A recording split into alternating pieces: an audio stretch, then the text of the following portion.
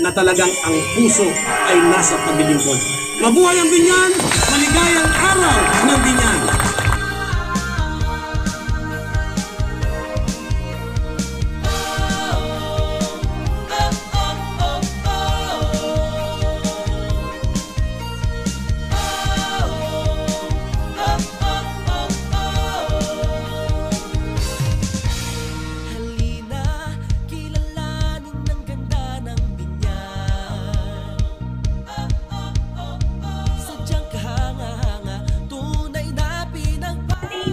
We will be having our grand relaunching for 2022. So, aasahan niyo po na maglalabas kami later ng official station ID na mas pinalakas, mas pinagaling at mas pinagandang Radyo Binyan 87.9 The City of Life for the year 2022. 12 years ago, tayo ay nagkaisa para